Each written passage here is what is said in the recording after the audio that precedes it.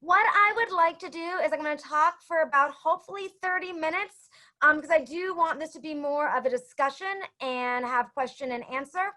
And what I would like to do is I will be speaking somewhat formally, somewhat informally. I'll try to show some images and then leave plenty of time at the end for questions and answers. So what I'd like to do in some ways is to lay out my two main arguments that I would like to make in this talk today. And then I'm going to provide three case studies, one in Guam, one in Malaysia, and one in Hong Kong. So first of all, Eric, I really appreciate your introduction. And in many ways, it makes me feel like I succeeded on some level because my goal was to tell the story of the refugee camps and then sort of what is the actual politics of the place that hosted the refugee camps. As many of you know, there is a large literature on Vietnamese American studies more broadly. And in my work, I chose not to focus on the politics of Vietnam or why people left, nor do I really look at resettlement issues, whether it's the United States, Australia, Canada, or in Europe. Instead, what I'm interested in, how do the politics of place matter in these various places that hosted the camps? And I would argue that we learn a great deal about the specificity of who gets to be a refugee and who doesn't based on the regional dynamics of that place. So it made a great deal of difference if you were in the Philippines versus if you were in Malaysia or if you were in Hong Kong. And how did it matter, for example, if we're thinking about Malaysia, the politics of Mahathir or Malaysian racial politics versus politics of the Marcos era in the Philippines in the 1980s. And so one of my key arguments is that the dynamics of the local place mattered. Refugee status was just not a matter of what the UN said or what the United States said, but mattered a lot about the local politics of the places that hosted the camps. So that's argument one. And I'll just say briefly, I'm not discussing the Philippines in this talk, but I'm very happy to talk about the Philippines as well. And I'm really interested in that. So if I don't talk about the Philippines and you're interested in the Philippines, please ask questions. Secondly, I'm also interested in Asian American studies and in critical refugee studies. And so I would like this talk to be of interest and value to people who are interested in Southeast Asian history, but also to scholars of Asian American studies and those intersections with refugee studies. And in my book, I hope that I show multiplicity, agency, and complexity of the Vietnamese men and women I write about. Very simply, and this I think should be obvious, the individuals I write about were far from passive. They were not abject. They were in fact political actors. I think I managed to write the book without ever saying the plight of the refugee. Rather, I'm much more interested in the decisions people were making, how they negotiated, how they understood their time within the camps, whether or not they wanted to then resettle in the United States or another settlement country, or even if they wanted to go back to Vietnam. And my story in many ways, I think, complicates an image of Vietnamese refugees, which I think is still focused much disproportionately on the 1975 migration and the individuals who resettled after 1975, while often not recognizing the hundreds of thousands who left after 1975 in the late 70s, the 80s, and even through the 1990s. And so by showing those variations, by thinking about Chinese Vietnamese, by thinking about people who left from Northern Vietnam or Central Vietnam in relationship to those coming from Southern Vietnam, I'm hoping to show a much more complicated story, which I also connect with diasporic activism among Vietnamese who resettled both in the United States as well as in Australia. So I look at the intersections of Vietnamese in the camps and diasporic actors disproportionately in the United States, but to some extent in Australia as well. So those are the two main arguments. And what I would like to do is begin by bringing us to where I started this project, which was with this image. And I found this image when I was doing archival research, actually about a different project related to refugee camps in the United States. And this is an image of Vietnamese in Guam in 1975. It was a group of Vietnamese, as probably most of you in this Zoom room know, approximately 100,000 Vietnamese leave at the end of the US war. And the majority of these men and women come to the United States, Canada, or France. And what I did not know was that most of them go to Guam first. In some ways, if you think about it, it makes sense that you don't just show up from a boat in Saigon to California. But the United States brought most of these individuals to Guam for screening. And most of these individuals did in fact want to come to the United States or a resettlement country. But some did not. About 2,000 did not. And I found this image and I was just like, what is going on? Who are these men who want to go back to Vietnam? And how are they protesting with this image of Ho Chi Minh in the background? Because what I had learned, and sort of general common sense, is that the majority of Vietnamese Americans in the United States have identified with anti-communism. There are debates over images and sort of the representations of Ho Chi Minh. And so I was really struck by this image and wanted to know what was going on. And initially I thought I'd find no documents, and that was totally wrong. There's tons of documents about this. And this in many ways came to my research questions. And in this image, we had men who wanted to go back to Vietnam and did not want to resettle in the United States. So just quickly to locate where we are, Guam is right here. It's in the Pacific. It's actually not part of Southeast Asia. It's part of the Pacific Islands. It is quite far from Southeast Asia. But the United States brought Vietnamese from Southern Vietnam to Guam for staging. This is largely because Guam is a US colony or territory. It is 4,000 miles from Hawaii. It's almost 6,000 miles from California. And it became the primary staging ground for this 1975 generation of Vietnamese who were trying to leave the country in the fall of South Vietnam and resettle in the United States. And the United States is able to bring 100,000 people to Guam because they do not have to ask permission. Guam, again, is basically a US colony. The United States has multiple military bases, and the Guam government simply could not say no. And so Guam agrees to accept all of these people, and they are on these sort of makeshift refugee camps within Guam. And what I learned is that most people do go to the United States, but about 2,000 choose instead that they made a mistake, that they did not, in fact, want to move on. So here's an image from, these are all from the Pacific Daily News, which is the Guam newspaper in English. You should know that these do not represent a Chamorro perspective. This is really sort of an American-focused newspaper. But why did people want to go back?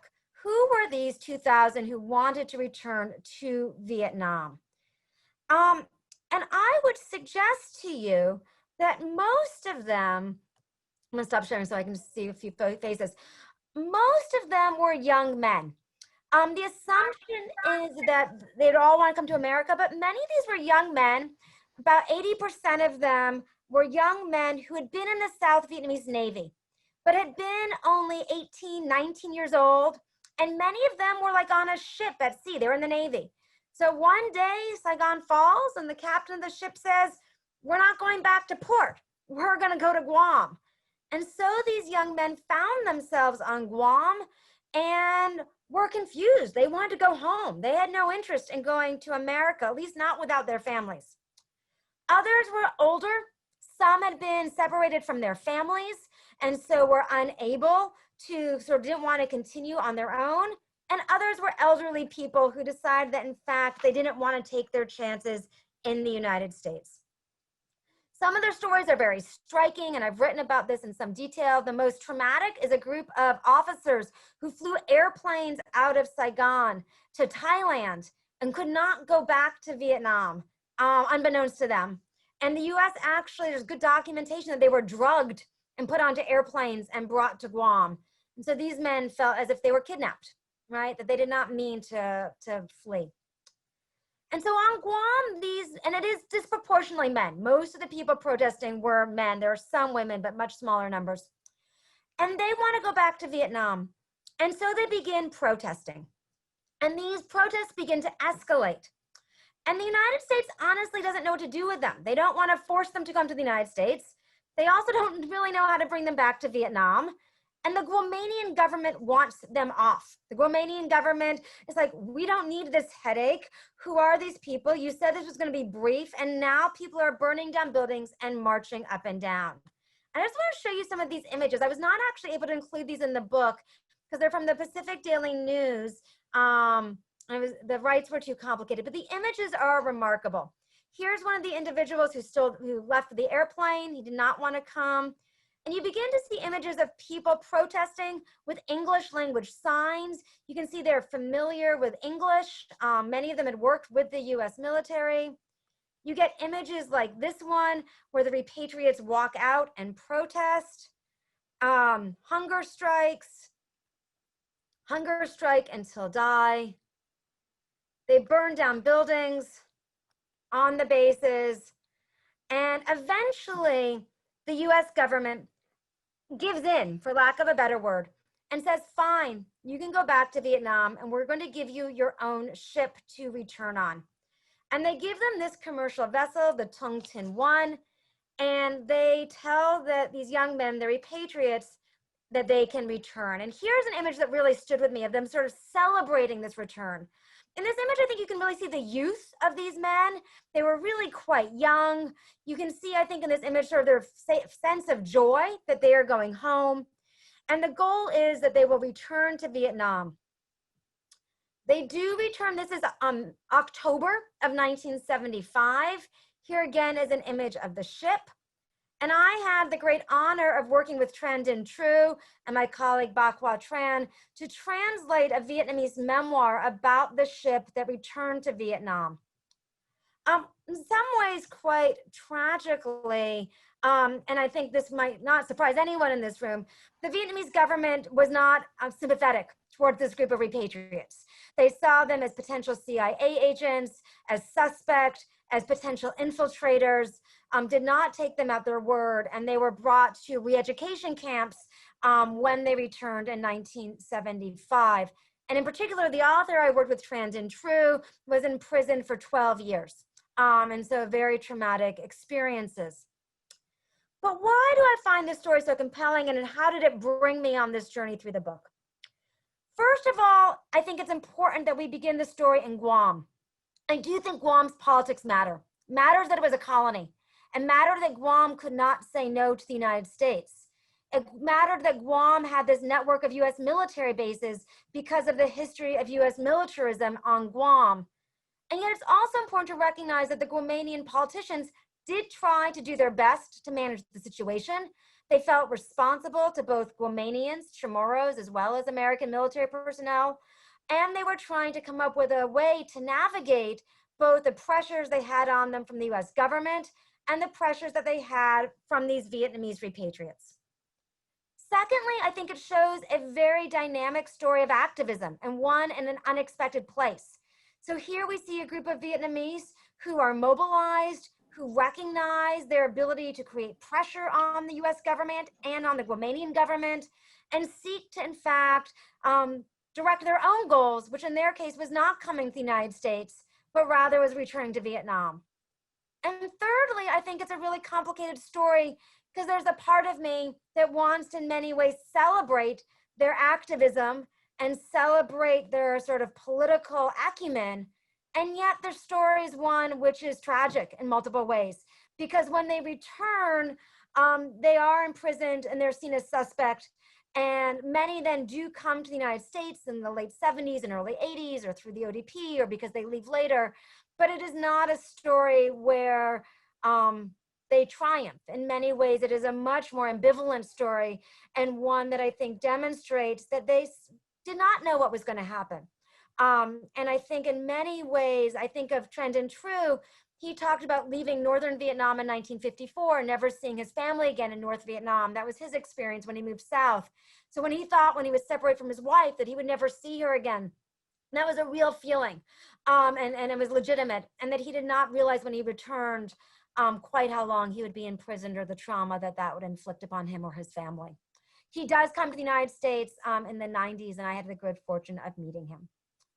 So that is where the story begins. And so the key points are: one, the politics of Guam, and second, the questions of activism, and third, the complexities. So with that, I want to turn to my next case, which is that of Malaysia. And Malaysia, I'm going to show you the map again. Here we go. So if we come here and we go to Malaysia, and I also see my colleague Quan Tran here. I know you've done a great deal of really fantastic work on Malaysia. I hope we can talk afterwards as well. But for those of you less familiar maybe with the geography, here we have Malaysia. Malaysia has two parts, Peninsular Malaysia and Eastern Malaysia. We have Sabah here. That's partially important to my story because we have Filipino refugees coming into Sabah as well at the same time. And so you have a large number of Vietnamese, and this is the era which in the West, from Americans and in English language newspapers, often we start referring to the boat people. This is when we have large numbers of Vietnamese leaving.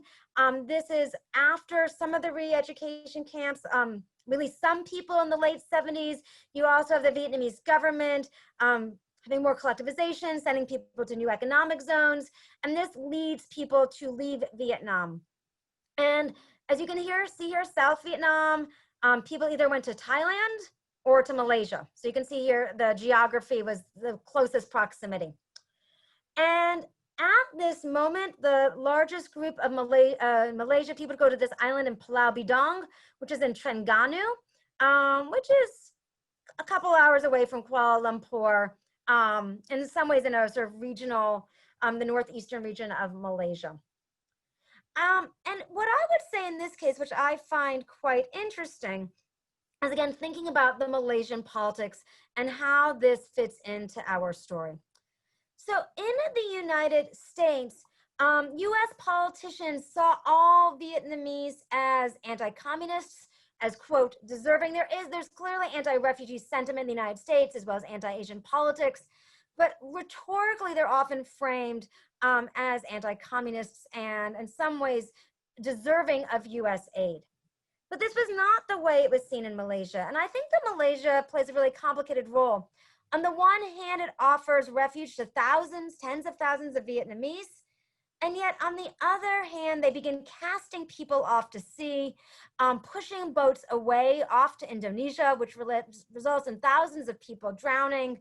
And it ends up having a very harsh policy towards these Vietnamese boats. And so there's a real conflicted relationship. On this island of Bidong, the conditions are quite difficult and complicated. I had the good fortune of being able to go to Pulau Bidong about a year ago. This is today. These are the archival images from the 1970s. See some images in the chat. Oh yes, thank you. Thank you for putting up Kwan's article. It's fantastic. And here we have, again, images from Pulau Bidong. But one of the things that I wanted to talk about is how did Malaysia see these Vietnamese differently than the United States? And one thing that is notable is that a disproportionate number of these Vietnamese were Chinese Vietnamese. And this is notable because in Malaysia, this meant that they were seen differently than they were either in Hong Kong or in the United States. This is because Malaysia has a population which is about 40% Malay, about 20 to 30% Chinese ethnicity, and about 10 to 15% South Asian.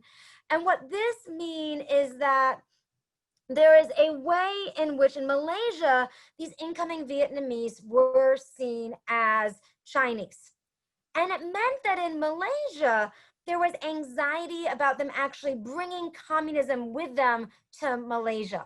And from the United States point of view, this would seem counterintuitive. These are individuals who are fleeing a communist country, right? These are individuals who generally narrate their experiences as being anti-communist. And yet the Malay newspapers and Malay texts, often their xenophobia took a lens of anti-Chineseness and also anti-communism. So if we think today about the ways in the United States, for example, Syrian refugee politics can often come into this idea of seeing Syrians as terrorists, even though the Syrians are fleeing terrorist acts. Here we see something similar where we see Chinese Vietnamese somehow being blamed or associated with the very government that they are trying to leave. And I just want to give you a few examples. So for example, in Mastika, which was a Malay language newspaper that was very popular in Malaysia at the time, that they would argue that rather than seeing the Malaysia as anti-communist haven, it said that they suspected that the communist agents were going to go and make contacts with the Malaysian Communist Party. And the New Straits Times explicitly said that this was essentially their fear. The Far Eastern Economic Review reported that the government feared Hanoi was intentionally, quote, planting agents among the so-called refugees. There was a letter to the editor in the Far Eastern Economic Review that said the communist underground in peninsular Malaysia, led by Chin Peng, was and still is dominated by the Chinese. The idea that Chinese are communists is embodied in the minds of the Malays. They form an equation. Chinese equals communists. Chinese equals refugees. Therefore, refugees equals communists. And the government argued for constant vigilance, and it even suggested that many of those, quote, who were running away had supported the Viet Cong. And so there was this, I would say, real ambivalence. On the one hand, I actually want to recognize that Malaysia took in tens of thousands of people, right? And in a moment when we see countries around the globe, including in terms of ways, particularly the United States, refusing refugees, Malaysia actually did face a fair deal of burden taking in large numbers of people. On the other hand, there was a great deal of xenophobia, which I think we see in almost any nation state. And in addition, the sort of rhetoric of fear about the Vietnamese as infiltrating Malaysia. That's why they have to be kept on Pulau Bidong and islands. We don't want to let them associate with Malaysians, okay? And this will lead to, in many ways, Malaysia's much harsher policy, what they begin instituting, which is pushing these boats out to sea. And again, this results in people both dying and great deals of trauma, and will lead to Mahathir's comments. Prime Minister Muhammad Mahathir, who becomes probably the most important Malaysian politician of the 20th century and into the 21st, he is still the deputy prime minister at this point. And he says in 1979, our patience is fully extended. If 500,000 immigrants try to land in Britain, they might probably shoot them. We've already been accused by Newsweek of shooting illegal immigrants, so we might as well do it and justify their accusations. We are tired of being nice and humane, and what do we get? Nothing, so why bother? Mahathir's frustration broke all polite or diplomatic pretenses, and the New York Times reported that shoot-on-sight legislation could be forthcoming. His strong words succeeded in capturing international attention, gaining sort of momentum, and forcing, along with Hong Kong and Great Britain, the UNHCR to come up with a new formula that would grant Vietnamese rights to first asylum. I think this is interesting because Malaysia is an independent country, which had been a colony, is trying to both assert its national sovereignty, is trying to in some ways throw the language of humanitarianism back at the West, and is trying to negotiate essentially how to maintain control over its borders, even as it both is providing support, and the Red Crescent Society provides a great deal of support for the Vietnamese in the camps, as well as in many ways going alongside a Malay chauvinism that is very much sort of apparent in Malaysian politics. This will result in the 1979 UNHCR conference in Geneva, and this will create a framework which will provide refugee status and first asylum status for Vietnamese who land in first asylum countries from 1979 to 1989. It's essentially a three-part agreement. First, Vietnam will start preventing Vietnamese from leaving so easily. And it will also start what's called the Orderly Departure Program, which will allow Vietnamese to leave from Vietnam. That program doesn't really get going through the late 80s, but it gets sort of started in 1980, 79, 1980. And it's actually, I think, one of the missing things in my book. I think there's a great book to be written about the ODP, and hopefully someone in this group might be doing that. Secondly, it said that first asylum countries will accept Vietnamese. They will not push them off. This doesn't mean it totally stops. It does keep happening, but at least in principle, there will be first asylum. And secondly, it says that the United States, Europe, resettlement countries will accept everyone who shows up in the camps. They will all get resettled in a third country. Okay, that's the 1979 agreement. Finally, at this point, the last thing I want to add before turning to Hong Kong is we begin to get Vietnamese activism. And oh goodness, here we go. We begin to get Vietnamese activism. I like this image here. This is a group of Vietnamese Americans advocating for support of this 1979 agreement. And you began to have organizations like IRAC, which was the Indochina Research Action Committee, lobbying the UN. You begin to have groups like Boat People SOS becoming active in refugee politics, and recognizing that if they wanted to be able to protect Vietnamese who want to leave the country, that they would be able, they needed to start sort of finding power. And that was both through the United Nations and through the United States. And so these groups, both IRAC and Boat People SOS, began lobbying both the UN and US politicians. And we see this emerging in the late 1970s. And this is just an image from, again, my most recent trip. And again, Quan has written much more about this. I found this a really moving memorial on Pulau Bidang. Someone has been recently and set up a solar powered musical apparatus. So when you go through this memorial, you actually hear music, even though it is generally unpopulated. Okay, last point before we turn to questions. Hong Kong. Okay, key points about Malaysia. Malaysian sovereignty, specificities of Malaysian politics, beginnings of diasporic activism. Okay, Hong Kong. So this is a map. I think, Karina, this might even be one of the maps that you and I both use. This is one of the maps of the various camps within Hong Kong. I'm gonna actually, this is from the artwork from UC Irvine, and this is also from the University of California, Irvine archive. I'll show you the images at the end. So why Hong Kong? Hong Kong becomes a key site in the late 1980s. And again, I think that we see here why the politics of place matter. Hong Kong is a British colony. And again, it was north of Vietnam. So you got a larger number of people from northern Vietnam coming to Hong Kong. This will make a big difference to how refugees or the Vietnamese are seen in Hong Kong because they are coming from northern Vietnam. But Hong Kong is British. And so British colonialism, they're supposed to be humanitarian. There's a lot of pressure on Hong Kong. They're very proud that they do not push boats off the way the Malaysians did, but they do put the Vietnamese in camps. But from 1979 to 1988, Hong Kong accepts all of the Vietnamese coming, and all the Vietnamese who show up in Hong Kong get refugee status. And again, a lot of this, Karina has done work on this as well, and you might want to add in later, Karina, when we have a conversation.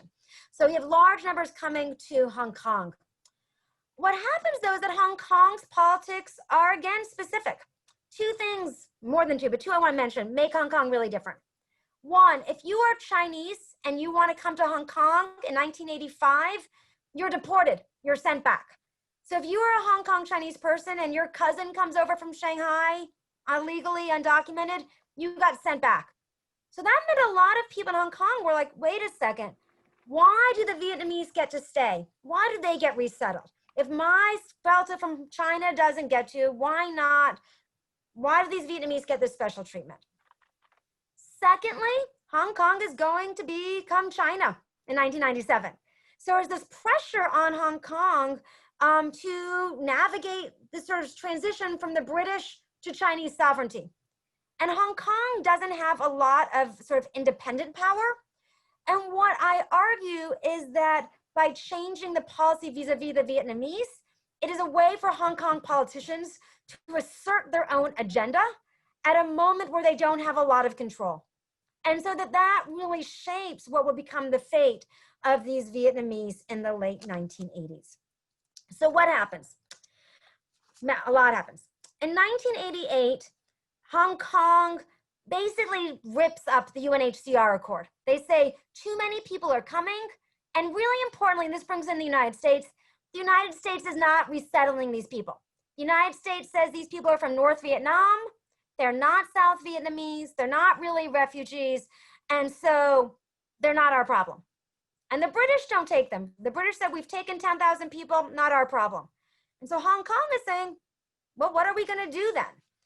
And so you should know that the United States, in many ways, sort of passes the buck in a way and avoids responsibility. And in Hong Kong, the politicians say, then fine, then we're gonna change. We can't take this anymore. We need to change this policy. Otherwise, people are gonna be in camps for years. and we're going to have China here in the next 10 years. We need a change. And the change is this. You'll no longer automatically be a refugee. Instead, you will become an asylum seeker, and we will interview you. And if you can prove to us that you really are a refugee, then yes, you can be resettled in the United States or Canada or Australia. But if you cannot prove that, if we think you are simply poor, or we think your story is too confusing, or we think that you weren't prosecuted or persecuted enough, then you will be repatriated and we will send you back to Vietnam. At first, the United Nations is really opposed to this. They say, no, that's wrong. We can't be doing that. We can't be sending people back. But under Sergio Vieira, which is actually really interesting, Sergio Vieira de Mello, he becomes an important person in the United Nations. He actually dies tragically in Iraq.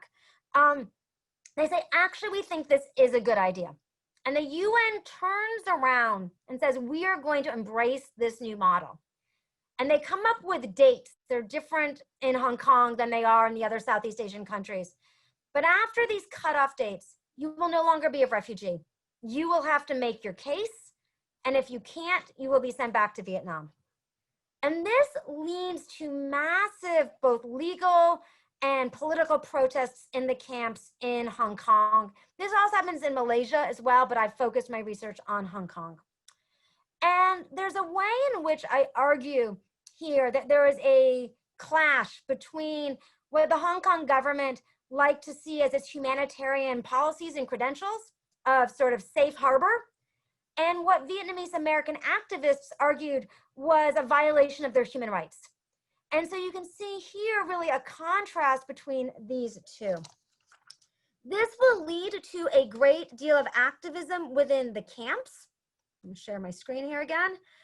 This will lead to both political activism. You'll get lots of protests like this one. And for me also, this image versus the one in Guam are really striking, sort of similar protests, but for different ends. These Vietnamese are protesting both against the screening. Many thought the screening itself was wrong. They were themselves, believed themselves to be refugees. And secondly, against repatriation. They do not want to be sent back to Vietnam. These are images largely from the English language Hong Kong newspapers. We are victims of the Hong Kong screening. Here again, we see the Hong Kong security forces entering these camps. This leads to very violent showdowns within the camps. This is in the late 90s in the Whitehead detention centers. These will become massive demonstrations where again, Vietnamese will protest often very physically with their bodies through hunger strikes, through self-mutilations, through attacks, arguing that they themselves are refugees and do not want to go back. This is artistic representation. Here are forced deportations or repatriations. In addition, and these are really traumatic images, and there's even more of this. This archive is vast. And again, Karina's done a great job both of documenting those stories and of showing both images and video. In addition, alongside this, we get a lot of activism from diasporic Vietnamese Americans and Vietnamese Australians. So you begin to have groups, for example, at UC Irvine is a large center of Vietnamese American community. So Project Ngoc, as well as other groups, begin to send volunteers to work with Vietnamese in Hong Kong. They provide English classes and art classes. You also get lawyers. So you begin to have Americans send lawyers to Hong Kong to help advocate for the Vietnamese within the camps. They are fairly successful, but not in a grand way, right? So they help individual cases, but they don't get the policy changed.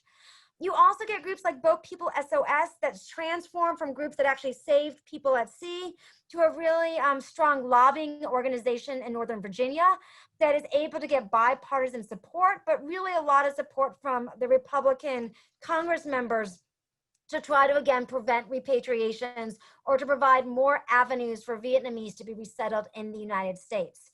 So I'm interested in this diasporic activism and then networks between the activism in the camps as well as within the United States and then Australia. And so what happens in the end? In the end, about 60,000 people from Hong Kong are deported. About 30,000 more people from other camps throughout Southeast Asia are also repatriated. So the numbers are really large. Almost 100,000 people are in the end repatriated. I think the story is really important, though, for the same reasons. One, place matters. It mattered that you had a Chinese majority. It mattered that you were Hong Kong was a British colony. It matters that 1997, it was looming for these Hong Kong politicians. And so the politics of Hong Kong are radical. They're not worried about the Vietnamese being communists like the Malaysians were. Rather, they have their own set of concerns, and that shaped their policies. Secondly, we again see activism. The Vietnamese were extremely organized, extremely strategic in how they were creating both legal and political campaigns to prevent repatriation, and also creating strategic alliances with Vietnamese already in the West. Okay, so those are in some ways the main points. Where to end, I just want to add that these are obviously stories that still matter today. And I just want to end with a few last images. There are stories just from 2 years ago. Many in this Zoom room are probably familiar with these. But the Trump administration has begun deporting Vietnamese who came in the 80s and 90s. Many who then, came into contact with the law, were not able to become US citizens, and has been proactively deporting very vulnerable population that had often been in the United States for 10, 15, 20 years. This has again led to Vietnamese diasporic activism. This was from about 2 years ago. Here are my politics. I like this one, Forget Trump, from a recent Vietnamese American protest against these deportations. And I think that with the United States, in many ways, using Mexico as a place to keep refugees right now, we see the ways in which wealthy countries have acted to keep people outside of their borders. And I think that we need to pay much more attention to places like Mexico and Turkey that have been holding these large numbers of refugees as we understand refugee politics today. So I've gone a little bit over, but we have about 15, 20 minutes. I hope people found that interesting, and I would love to hear questions or comments or arguments or critiques. Thank you, Jana. Take a moment and applaud this wonderful presentation. I will take on the role of moderator so that will allow Jana to pay attention to the speakers and the questions that are asked. So what I propose is that if you have a question, you use the hand raising function on Zoom. You can go down in the participant section and raise your hand, and I'll try to keep track of you. If for some reason you're having trouble with the hand raising function and you can't get my attention, you realize that I haven't seen you, just please send a chat to the everyone part of the chat so that you say that you have a question, or you can even post the question and then we'll allow Jana to read it and answer it.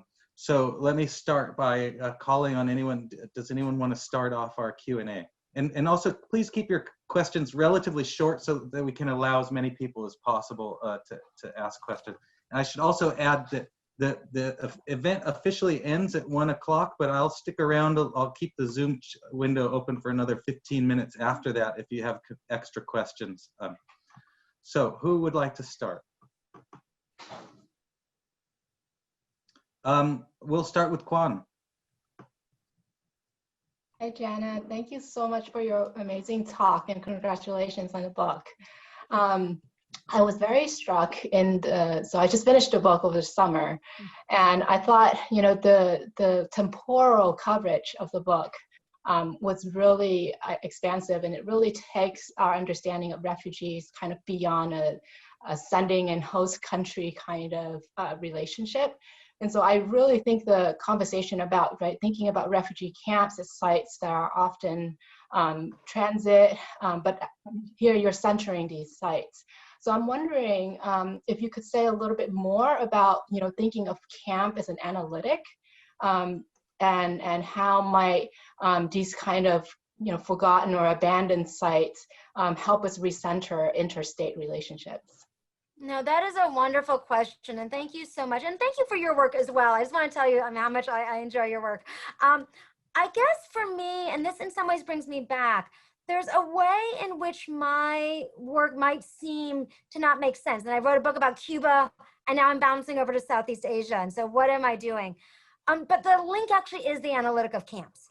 Because if you think about the ways, and this is how I'm thinking, about the ways in which I write about Guantanamo, and I write about the naval base in Guantanamo Bay, and I'm trying to think about how do spaces that seem peripheral and marginal actually become central to imperial politics. And I think that empires use places that seem to be out of the way, but in fact magnify both the extent of their power and the limits, right? And so I like playing with those tensions. And I think that there's a way in which militaries very clearly understand this. If we think about where military bases are located, they understand the value of both being on the periphery or places that might be missed, but yet seem still important. I'm thinking about like bases like Diego Garcia in the Indian Ocean, or if we think about like where, you know, their point of camp. So I think that there's a way in which thinking more about networks of power and the relationship between empires and local communities, that camps become places where those tensions become visible and where we can see the ways in which governments both try to have state control and then also in some ways the limits of those control in a place like the camp. So I hope that helps answer your question, but that's where I see my Guantanamo work really in some ways reverberating analytically, even if it's not there in the archives.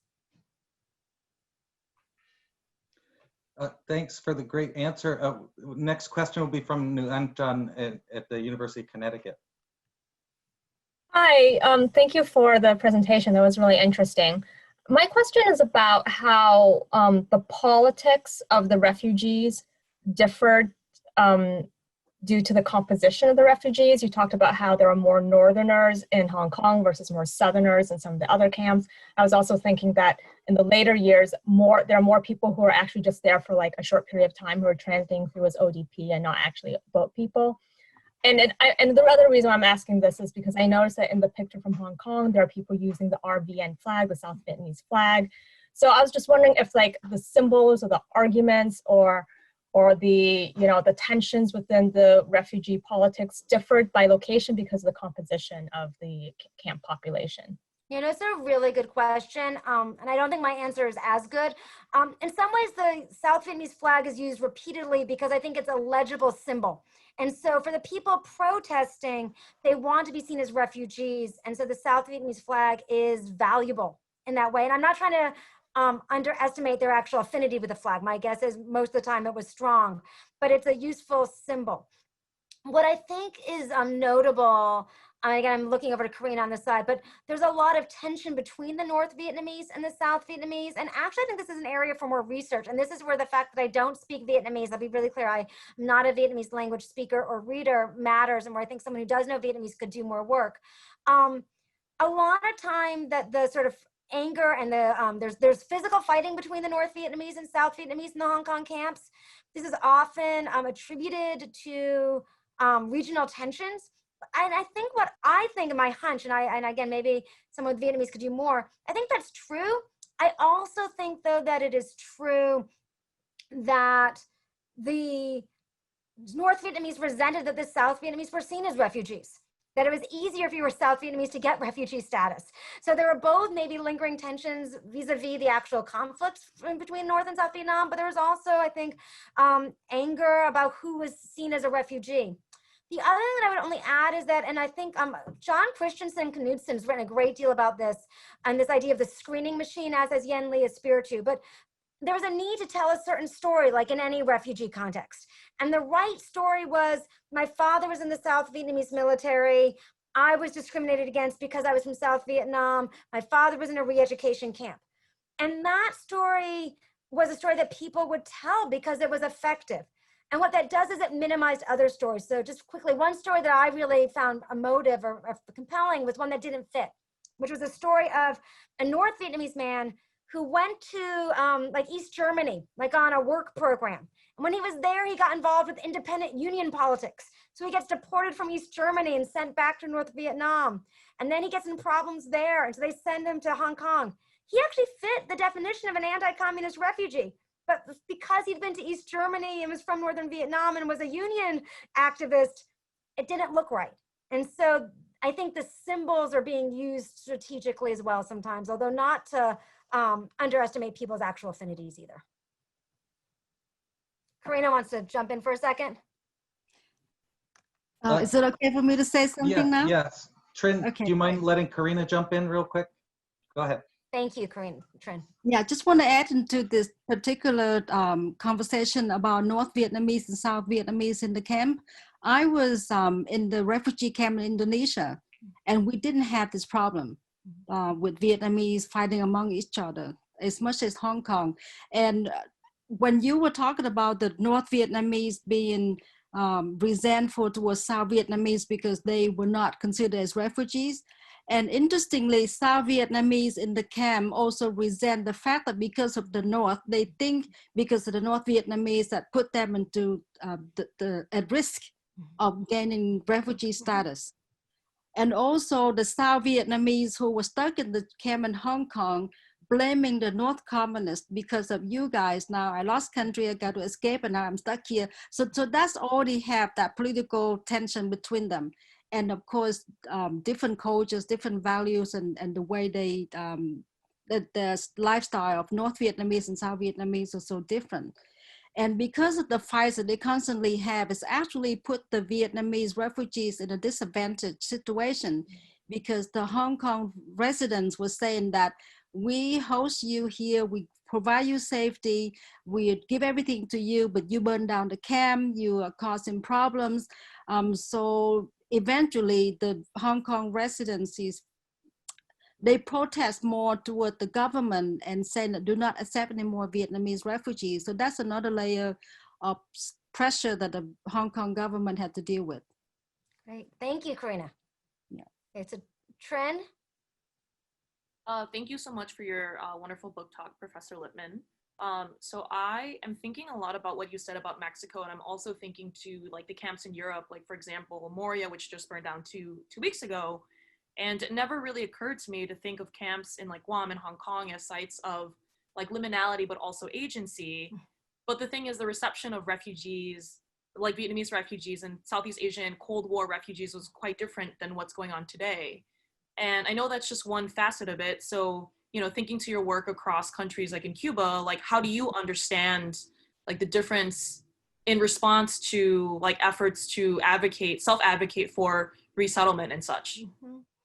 No, I mean, so I think that's exactly right. And so I don't want to be nostalgic for the Cold War, you know, I mean, like, but on the other hand, the Cold War put pressure on places like the United States and Great Britain to accept people in a way that our current government does not feel external pressure to do so. And so I think that we are dealing with far more fraught situations in some ways than Cubans or Vietnamese did in the 70s, 80s, and 90s. I think when I was doing my research, I'm very critical of the Hong Kong government in the book in multiple ways, although I also am somewhat sympathetic to the pressures that they faced. And there's a way in which they keep being worried that if they push people off, people won't think of them as being humanitarian, and they're supposed to be British, and they can't do X because they have to be seen as humanitarian. I was like, oh my goodness, if only our country still felt pressure to look good, things would be at least a little bit better. And that sort of need to at least have a facade of humanitarianism, even that is gone. And I think that that sort of erasure or political sort of stance that we don't even need to pretend to be protecting human rights anymore is a huge shift from the Cold War to the post-Cold War age. That a country like the United States, and arguably even like countries in Western Europe, no longer even have to pretend that they care about human rights or humanitarianism. In a way that some of the pressures, both of colonialism on England, as well as on the United States with the Cold War, created at least a need to pay more than a little bit more than lip service. And that is no longer even the case. So I think the situation right now is really grim. I think the Vietnamese, and many of them were sent back. I mean, I'm not, again, trying to underestimate that, but today people have even fewer avenues because the legal system's been so monopolized by conservative administrative judges. Now it's time for a question from Peter. Professor Lipman, I have a question in regards to the Malaysian case example. At the time, were there local Chinese Malay political parties, organizations, bodies whatsoever, what have you, who advocated for these Chinese coming into the country, or did they say, oh no, we don't want anything to do with them? So that's a really good question. I tried to do some research on that, and I found less than I would have thought, but even that silence I think is interesting. So I would again say that's an area where I think there should be more research, and again with someone whose language skills are better than mine. I was in Malaysia for several weeks. I had a research translator who could speak both Chinese and Malay. So we looked at a lot of Chinese newspapers and Chinese Malaysian newspapers to see what were the Chinese political parties saying, right? Because there are several Chinese political parties in Malaysia, some that were affiliated with the government and some that were in the opposition. And there was actually remarkably little in the Chinese language newspapers at the time. And in fact, the Malay newspapers commented on the Chinese language newspapers' silence. And it seems to me that there was a reluctance to support the Chinese Vietnamese because it would have been politically unpopular. And they were in some ways concerned about not being seen as nationalist enough, right? They want to be seen as being Malaysian nationalist and not sort of specific towards the Chinese Vietnamese.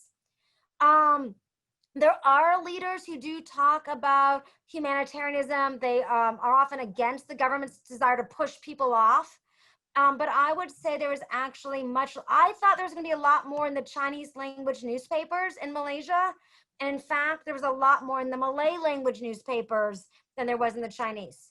I would only add, and this is where someone like Karina's work, and there are other oral history collections. What I did find instead, though, was in Vietnamese oral histories, people would say, oh, a Chinese Malaysian met me on the shore and helped me out. Or, oh, so-and-so met me and they helped me get to the right place. And so there seemed to be sort of at a personal level, some connections, and they often both spoke, sometimes they shared a Chinese language, sometimes not. Malaysians generally speak a different Chinese dialect than Cantonese. But in any case, there were some moments where there, in the oral histories, these moments of connection would come together. But I found that the Chinese language press was much quieter on this topic than I had anticipated. We'll turn to Tiffany.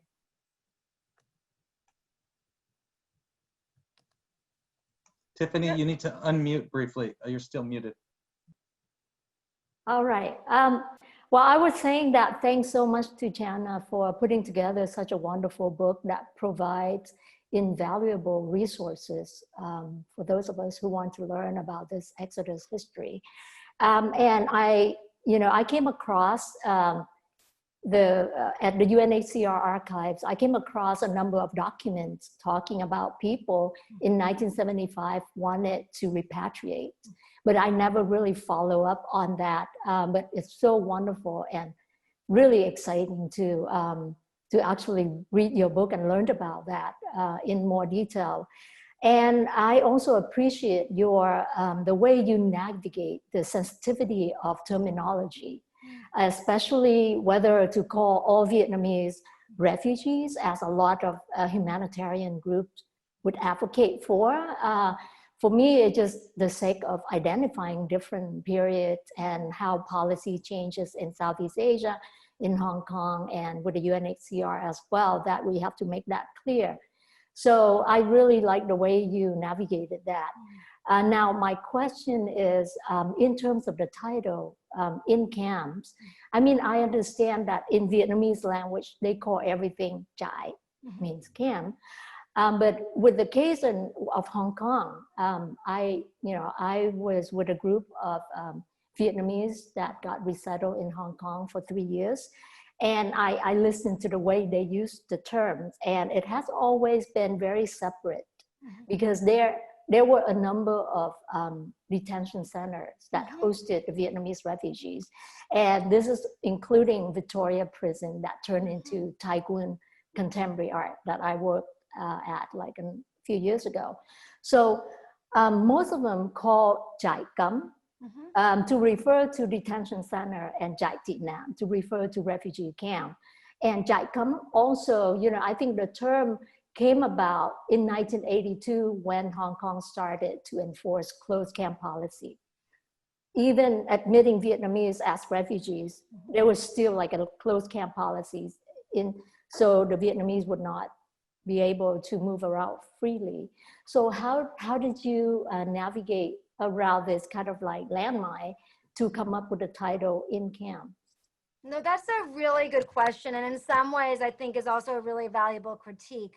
I guess I would say a few things. One is that you are, first of all, correct. They're not all camps. They don't have barbed wire. I mean, and in Palawan, there's no barbed wire even a lot of the times, right? In the Philippines, these are open places where people would work outside, and it was very different. I think that I chose the title in some ways because I wanted to be raising the questions that Quan asked earlier about sort of the idea of the camp, and thinking about these spaces where people were before resettlement and after they left.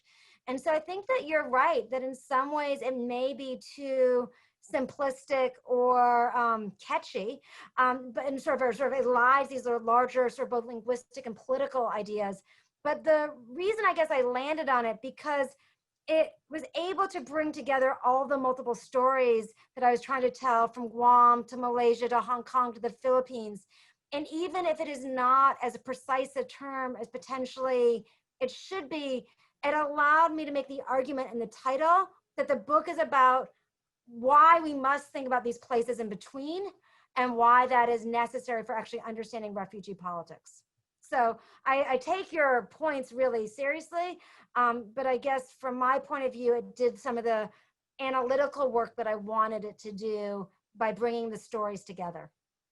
I think it's a good, like, all-encompassing kind of term, like when you use the word camp, because that when you can also critique these refugee places are actually military bases and camps. So I do see the point. Thank you. Yeah, no, thank you.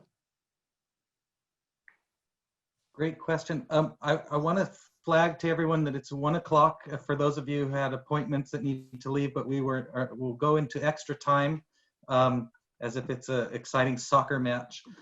So we'll go into extra time now, and I have a question from Ivan Small.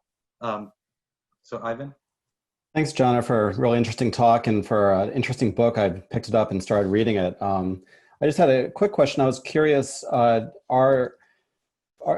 there many people in the Vietnamese diaspora that are interested in returning to these camps and kind of, you know, using these camps as a site of collective memory? You mentioned help in Palawan. There was kind of an effort there under Father Vien, but it seemed like that didn't work out. So I was wondering if there are concerted efforts right now to do that. Yeah, no, and this is where Quan has done much more work than I have. But no, they're not to live by any stretch of the imagination, but as far as sort of pilgrimage sites, there are large numbers, or I don't know, there's sizable numbers of Vietnamese in the diaspora, the United States, Canada, Australia, who have gone back to these places as pilgrimage sites. And Karina has also brought people to the camps and former sites in Indonesia. And there's a way in which, so for example, when I was in Malaysia, there are temples, there's statues that are maintained by diasporic groups. The man who took me to Palau Bidong takes Vietnamese Australian groups regularly. And so because, I mean, many people died in these camps, and in some ways these camps are places where people lost people, that there is, I think, a sense of return. There's large numbers of religious memorials in these camps. So I think that there's not any interest in resettlement.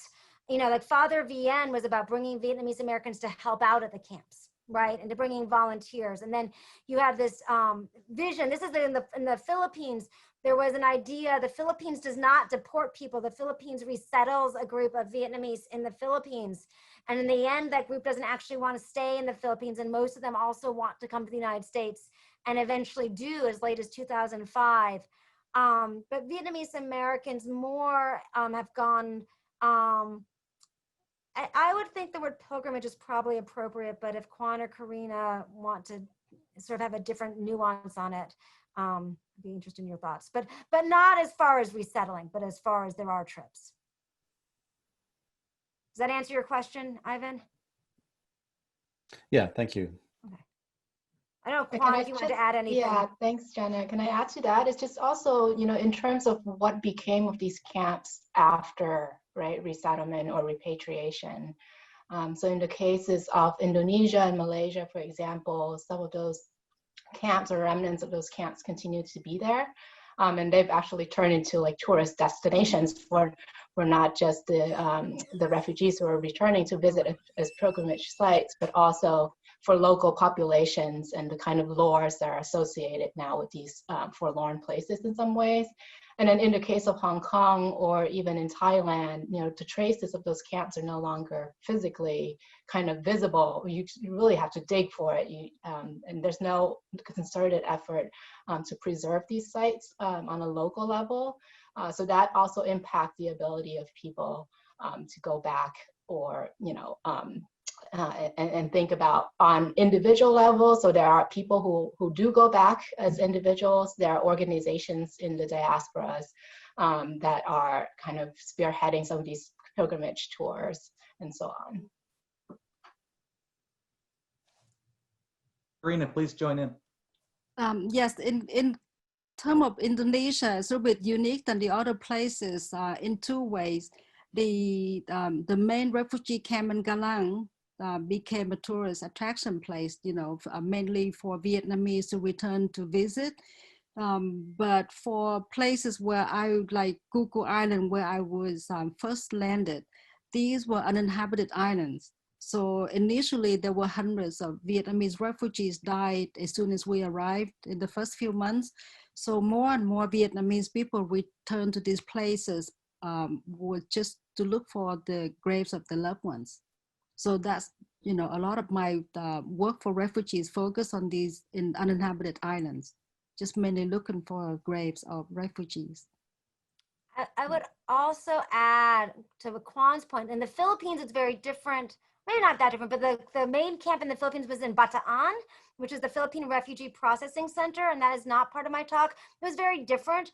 The Philippine Refugee Processing Center was for people who had already been given refugee status, and the United States said, well, before you come to America, it'll be cheaper for you to learn English in the Philippines for 6 months, and then you'll come to the United States.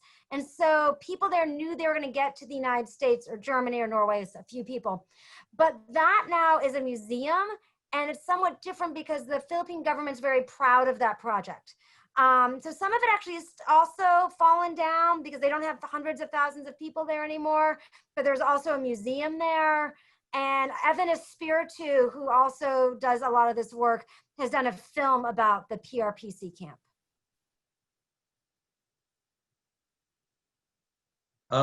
If there's no objection, I'd like to ask a question too.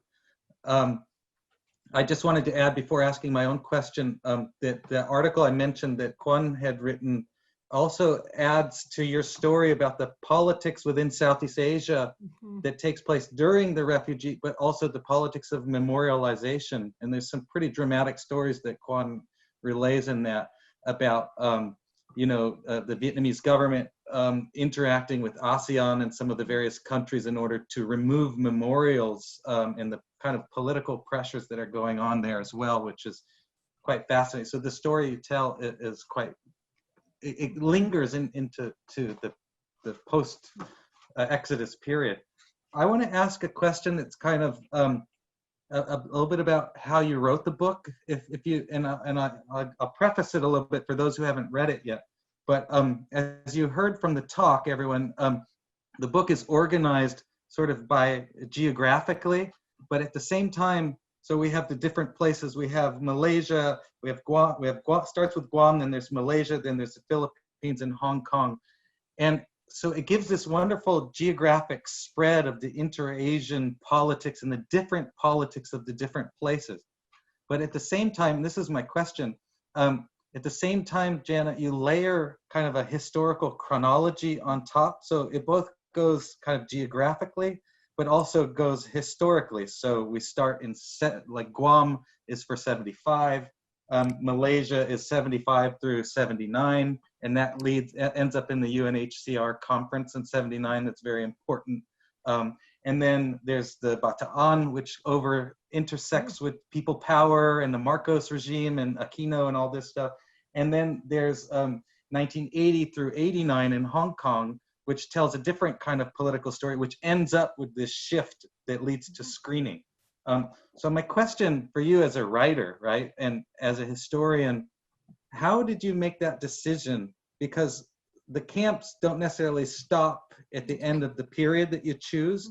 And so I was just curious, what were some of your other options for structuring the book as you were imagining it, and how you settled on this, and maybe some of the challenges that you faced as you made that choice? Yeah. Oh no. Well, thank you so much, and thanks so much for reading it so closely. I mean, yeah. I mean, it's a sprawling book, and you're right. So like, there's a way in which I stopped writing about Malaysia in 1979, but of course there are Vietnamese in Malaysia until the mid 90s, right? And so it doesn't quite work that way. I guess I decided that there were, I thought as I wrote my first book, some ways like this, that I like thinking both thematically and chronologically. And I was trying to figure out which were the stories I wanted to tell, and where were the places where those questions sort of emerged. And I guess archivally what I did is I had found all this stuff. I'm gonna talk a little backwards. I found all of the material about Guam. And I was like, this is an amazing story, I'm gonna run with it. And then after that, I didn't really know what I was doing, and I didn't know much about Southeast Asia. I didn't even know about the 1989 conference or 79 conference, but I went to Geneva. And Geneva, with the UNHCR archives, I was like, I'm gonna start here, and I'm gonna start by looking at the Geneva archives, and from there deciding where I was going to go. So other critiques of my book, I don't deal with Thailand, which was actually quite important as well, but it's more complicated because you had so many more people from Cambodia and Laos.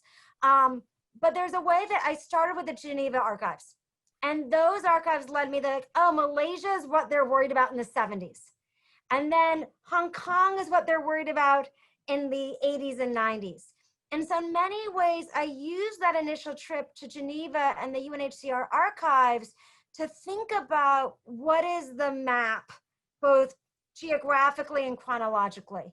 And in some ways, you could argue that going to Geneva first, you know, it's going to the capital rather than going to the sort of, as Kwan was asking, the provinces, right? So instead of going to starting with the camps and going inward, I started with the capital archives and went outward. But that allowed me to start thinking about the landscape of the book. And from there, I just had to make decisions about where and when. And I just decided that I didn't have to tell the whole story about Malaysia, that it was going to be okay, that the stories in Hong Kong were more illustrative of that moment of screening, even though there was screening in Malaysia or Indonesia. Great. I hope that answers your question. No, it really does. And I want to just respond by saying it wasn't a critique so much as I was actually thought it was a very elegant solution to telling both the chronological and geographical story that brought all the politics of the different places, but then sort of punctuates it with the significance of a certain place. And I thought it was very interesting. We're at 1:15 now. We have one question from Francis Martin. Sure. And if there's no objections, I'll make that the last question. But if anyone else wants to, send questions. I'll hang out a little bit. And you can just send it to the, also if you have an important question that you can't squeeze in, send it to the chat so Jana has it at her disposal also just for her information. Francis? Great. Hi, Dr. Lipman. Thank you very much for your talk. It was wonderful. My question really, again, kind of gets to the history writing side of things. How did language and your limited access to, again, language, Vietnamese, Malay, Chinese, etc., sort of narrow or limit the stories you were able to tell? Yeah, no, absolutely. I mean, so again, full disclosure, and I say this in the book, I am an Anglophone. I am an American and I'm not a good, my languages are minimal.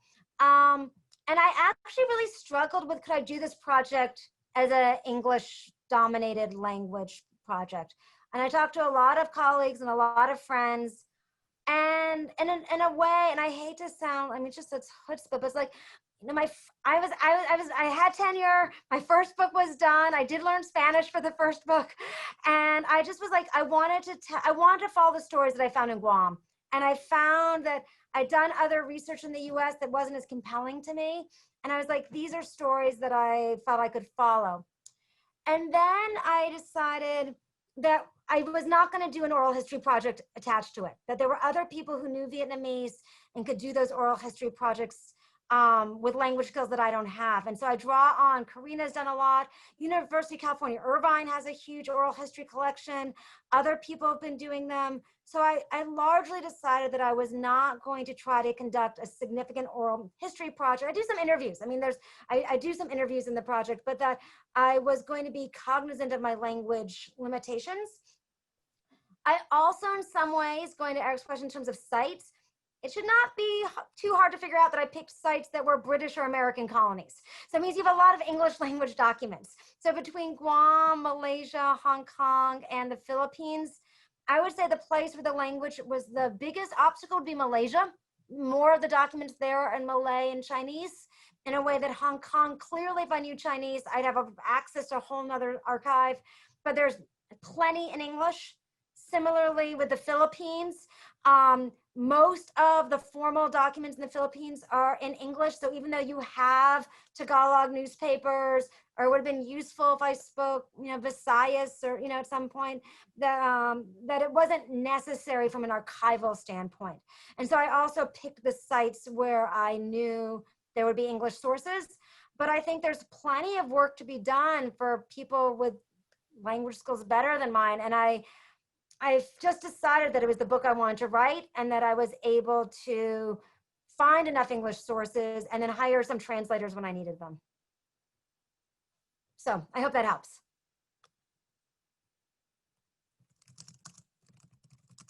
Great, thanks, Jana.